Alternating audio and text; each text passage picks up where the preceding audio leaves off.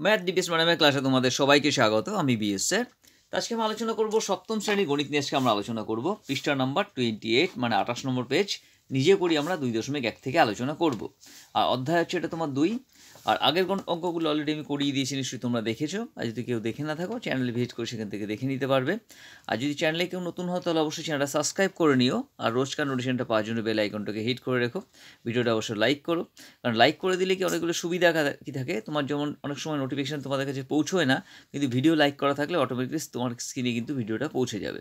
আর বাকি সাবজেক্ট যেগুলো আছে, বাংলা, ইতিহাস, পরিবেশ যেগুলো আছে তোমার, এর জন্য তোমরা ডিভিএস ম্যাডাম ক্লাসটাকে ফলো করবে, যেখানে ম্যাডাম কিন্তু খুব সুন্দরভাবে স্টাডি করায়। যে ক্লাসগুলো অ্যাটেন্ড করলে কিন্তু ফুল মার্কস তোমরা অ্যাচিভ করতে পারবে।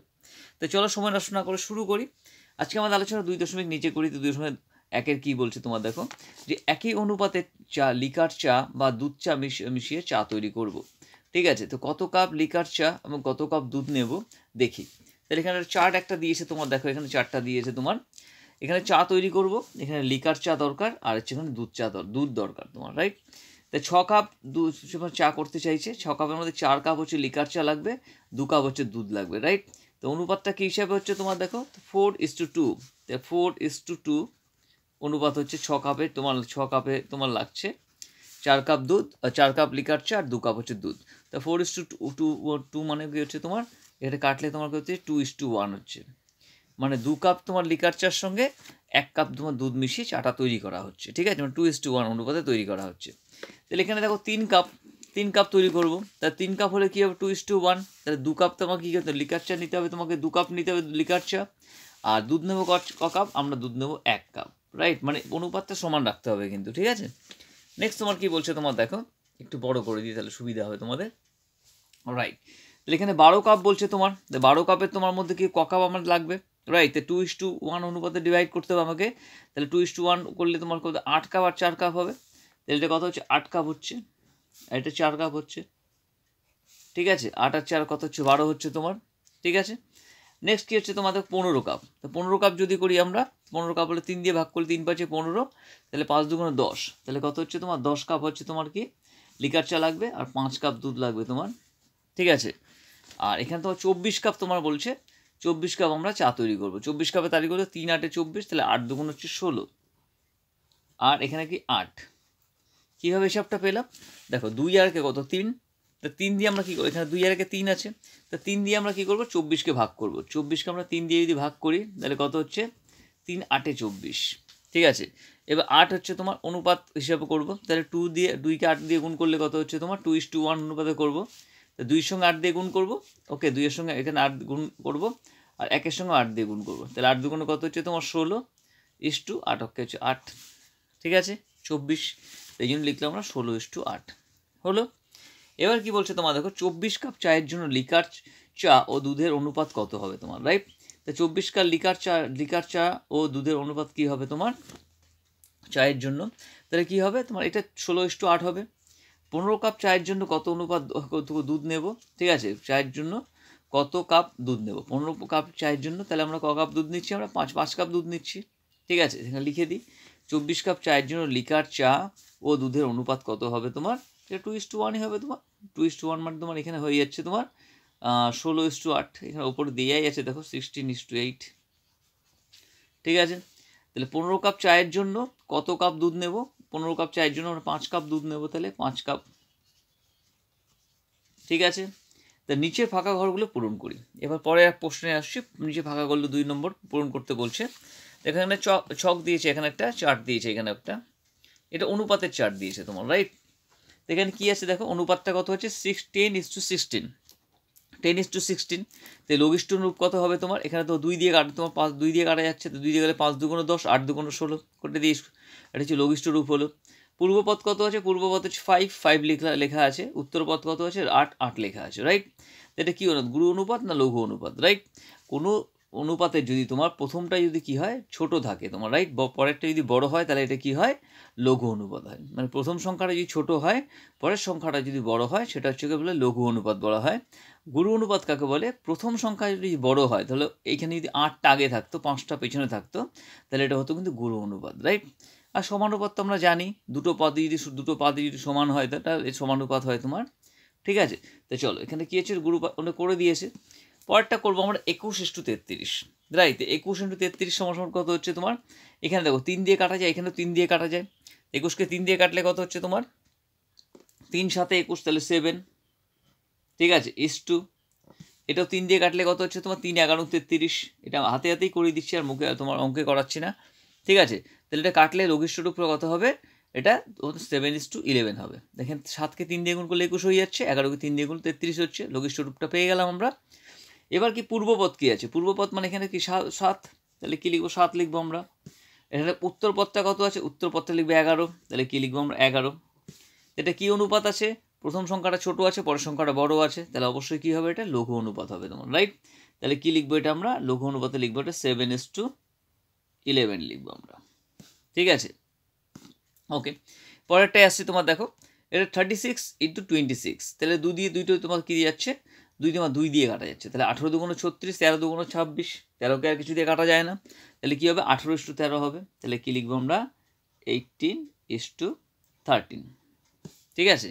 তাহলে এটা পূর্বপদ কি আছে, পূর্বপদ হচ্ছে তোমার 18, তাহলে কি 18 লিখবো। উত্তরপদ কত আছে, উত্তরপদ 13 আছে, তাহলে কি লিখবো 13 লিখবো। এটা কি অনুপাত আছে, দেখো প্রথম সংখ্যাটা বড় আছে দ্বিতীয় সংখ্যাটা ছোট আছে, তাহলে এটা কি হবে, এটা গুরু অনুপাত হবে, রাইট। কি হবে, গুরু অনুপাত। তাহলে 18:13 হলো তোমার, ঠিক আছে। নেক্সট কি আছে তোমার, দেখো পরেরটা 8:8 মানে 8:8 তোমার, তাহলে কি হচ্ছে এটা তোমার লঘিষ্ঠ রূপ কি হবে, এই 8 দিয়ে দুটোকেই ভাগ করা যায়, তাহলে 8 অক্ষে 8, তাহলে 1 হলো, ইস টু এখানে 1 অক্ষে 1, তাহলে 1:1 হলো। তা পূর্বপদ কত আছে, পূর্বপদ 1, পরপদ কত, উত্তরপদ কত আছে, উত্তরপদ হচ্ছে তো 1 হলো, দুটোই 1 হলো। তো এটা কী অনুপাত আছে, এটা দুদিকেই সমান তোমার, এটা সমানুপাত হবে, কি হবে, এটা সমানুপাত হবে। তাহলে একে লিখবো আমরা 1:1 লিখবো, মানে সমানুপাতের ঘরে লিখবো, ঠিক আছে। চলো দেখে নিই, আর এই অঙ্ক কিন্তু পরীক্ষা একটা থাকবে, অবশ্যই ভালো করে প্র্যাকটিস করবে, ঠিক আছে। এটা 45:10, তাহলে 45:10 এটা কত দিয়ে কাটা যাচ্ছে, দেখো 5 দিয়ে কাটা যাচ্ছে, মানে সবচেয়ে বেশি কত দিয়ে কাটা, 5 দিয়ে কাটা যাচ্ছে, 5 দিয়ে কাটলে কত হচ্ছে 5 নং 45, তাহলে 9:2, 5 দিয়ে কাটলে কত, 5 দুগুণ 10, তাহলে 2, তাহলে 9:2 হলো তোমার, রাইট। তাহলে পূর্বপদ কি আছে, পূর্বপদ হচ্ছে তোমার 9, তাহলে 9 লিখবো। উত্তরপদ কত আছে, 2 আছে, তাহলে কি লিখবো আমরা 2 লিখবো এখানে, ঠিক আছে। এটা কি অনুপাত আছে, এটা গুরু অনুপাত না সমান লঘু অনুপাত, এটা প্রথমটা বড় আছে দ্বিতীয়টা ছোট আছে তোমার, রাইট। তাহলে এটা কি হবে, এটা গুরু অনুপাত হবে। তাহলে কি লিখবো আমরা, গুরু অনুপাতের ঘরে লিখবো 9:2, এটা গুরু অনুপাত। ওকে, নেক্সট পরেরটায় আসছি, এখানে 57:105, ঠিক আছে। 57:105 এটা কত দিয়ে কাটা যাবে তোমার, দেখো এটা তোমার 57:105 তোমার এখানে কাটা যাচ্ছে তোমার 7 5 12, মানে 3 দিয়ে কাটা যাবে, 5 আর 1 6, 3 দিয়ে কাটা যাবে তোমার, রাইট। আর কোনো সংখ্যা দিয়ে কাটা যাচ্ছে কিনা দেখিনি আমরা একটু অঙ্কটা, 57:105, 57:105, তাহলে 57:105, তাহলে এটি কাটা যদি যায় তোমার 3 দিয়ে কাটলে কত হচ্ছে তোমার, 3 দিয়ে কাটলে হচ্ছে তোমার 3 অক্ষে 3, 3 9 27, 19:, 3 দিয়ে কাটা হচ্ছে 3 তিরিক্ষে 9, আর হচ্ছে 15, 3 5 15, ঠিক আছে। 19 তোমার মৌলিক সংখ্যা, এটা আর কিছু দিয়ে ভাগ করা যাবে না, তাহলে 19:35, তাহলে কী লিখবো আমরা, এটা 19:35, ঠিক আছে। তাহলে পূর্বপদটা কি আছে, পূর্বপদটা তোমার আছে 19:19, পরপদটা উত্তরপদটা কত আছে, উত্তরপদটা 35, তাহলে 35 লিখবো আমরা, ঠিক আছে। তাহলে কি অনুপাত আছে, প্রথম সংখ্যাটা বড় আছে দ্বিতীয় অনুপাতটা, প্রথম সংখ্যাটা ছোট আছে দ্বিতীয় সংখ্যাটা বড় আছে তোমার, রাইট।